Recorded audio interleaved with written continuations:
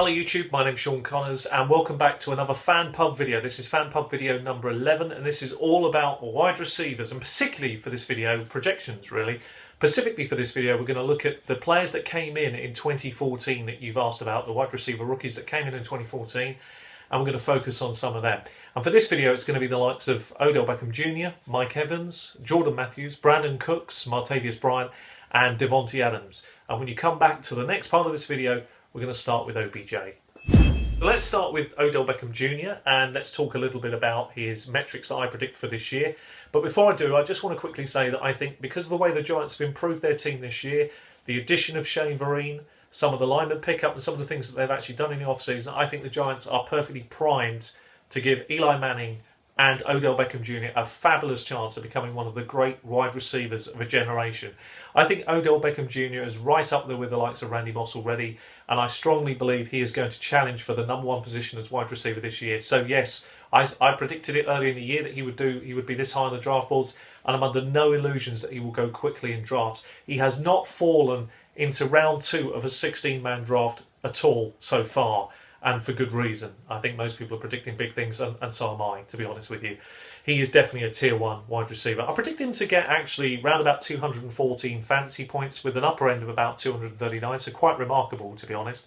97 to 100 catches, 1,395 yards, just shy of 1,400, with around about 12 touchdowns. So a wonderful metrics for a wide receiver 1, and I've got a big, I really do believe that this is going to be a big year for him. So now let's next look at Mike Evans. So Mike Evans, I love Mike Evans. I'm a huge fan of Mike Evans. I think the guy has, if he was in the right team for this year, my word, he would crush the numbers. I feel that Tampa Bay are an improving squad. I think things are moving definitely in the right direction. And I think I would put Mike Evans in tier 2 of the wide receiver groups. It's still good, very, very good. He's got a great upside. I put him somewhere around about 175 fantasy points, an upper end of about 199, just shy of 200. That's between 75 and 80 catches for this season, 1,165 yards and 11 touchdowns. Still a fabulous contribution, great pickup. He's falling into about round 2 of a 16-man draft. Quite early is he going in round 2, around about pick 20, 21, 22. Great player, great potential, and if he was in a team with a great quarterback, I would dread to think what he could achieve, because he's without a doubt a great quarterback. Another little thing to pick up on here as well about Mike Evans, which I really like, is the schedule he has is very favourable for him as a wide receiver. So I've got good feeling he'll do well and could go way above that 175 mark. So big things predicted for him. So let's come on to tier 3 wide receivers in my book. That's going to be Jordan Matthews, that's Brandon Cooks, Martavius Bryant are the 3 that I put in tier 3. If I go through the metrics, it'll be clear why they're tier 3. All 3 have got quite good upsides, to be perfectly honest. So let's start with Jordan Matthews. Jordan Matthews obviously did a good job in Philadelphia. He's now really the consensus #1 wide receiver there because of what's happened in the off-season with Macklin moving over to Kansas. So the opportunities there. It's a great offense that he's in and a good scheme. So I'm predicting him to get about 154 in fantasy points with an upper end of about 176. That's somewhere in the range of about 75 to 80 catches, 950 to 1,000 yards, and roughly around about 9 touchdowns. I still think that's a fabulous contribution for a technical wide receiver 2 in a fantasy team. I still think it's a really good contribution and just shows you the depth that exists out there when you're looking around at wide receivers. If we look at Brandon Cooks is a shade under the starting point of Jordan Matthews at 148, his prediction from me, but a much higher up end side of 200 points. And I'll explain that in a moment. I'm predicting around about 88 to 90 catches, so more catches and more yards, about 1,030, but with less touchdowns, around about 6 touchdowns. But I temper his upside at 200 points, so 148 starting points with an upper end of 200. And this is because of the schedule that the New Orleans Saints have got. And I'm not going to spoil it here and explain why, but in another video where I talk about the quarterbacks, this will become more clear. But if I just mention one thing here, if you look at Drew Brees and you realise that he performs so much better in dome stadiums, and 12 out of their 16 games are in domes this year, I'll say no more. I think the upper side is really achievable for Brandon Cooks. Now let's look at Martavius Bryant. Came on really strong at the end of last year. I picked him up on waiver wire, one of the very few waiver wire pickups I managed to get. I'm predicting around about 133 fantasy points with an upper end of about 179.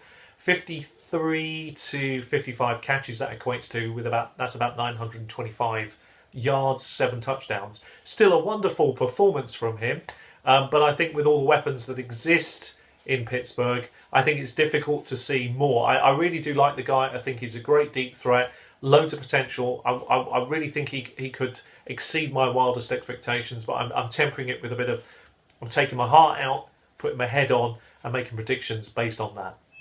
The final part focuses on Davante Adams. I'm counting him as a bench player. Now, you've probably been hearing in the off-season what a great job he's doing in Green Bay, how the workouts have been going very well for him, how he's been talked up by his coach and everything else. And I'm not disagreeing with any of that, obviously. I think I saw enough last year to realise this is a guy who's got a great upside. So why is he a bench player? Well, simply put, there are 2 players ahead of him who are phenomenal. So you've got Jordy Nelson and Randall Cobb, and there is no way Davante Adams surpasses either of them this year. Now, if either of them go down injured, Davante Adams' stock goes through the roof. I mean, it really will. His metrics will go out the window. I'm still putting him down for nice metrics, but it's clearly a bench player's metrics. It's somebody you could plug in to play a game here and there, really. But a great one, if you're prepared to take the gamble and sit him on the bench for the entire year, then he is a wonderful player. He has a lot of upside. If things go well for him, you could see him start by the end of the year, and who knows. But at this moment in time, again, putting my head in the game, I'm predicting round about 88 to 128 fantasy points. My benchmark, by the way, for fantasy point starters, at least 150 realistically. I may have put Martavis Bryant at 133 and have him in tier 3, but I just think the upside is too good. I think with Le'Veon Bell out at the beginning of the year, I think he's going to see enough action, enough work to warrant his starting position. He may end up becoming a benchmark player, so just to make that clear. I'm also predicting that Davante Adams will have between 45 and 50 catches. That's around about 600 yards, 5 touchdowns. Somewhere in that range is quite realistic, and then we'll see how the year progresses for him. So that's my predictions for the players that were asked of me. So I hope you have enjoyed this little programme, little soiree into the wide receivers of 2014. We haven't covered them all off here, but if there are players that you like or you want to know more about, then please do ask the questions. We will be following this video up, maybe over the weekend or early next week, specifically looking at some of the more experienced wide receivers who didn't live up to expectation in 2014. Can they come back? Will they bounce back? And what are my thoughts on that? And we will certainly be looking at those. But if you have any other suggestions, then please do let me know. So all that leaves me to do is say in this video is simply this. Thanks for watching. Please comment and give us a thumbs up. I've been Sean Connors. This has been NFL Fan Pub number 11, talking about rookie wide receivers from 2014 and what they will do in 2015. Anyway, take care of yourselves and happy fantasy gaming. Bye-bye.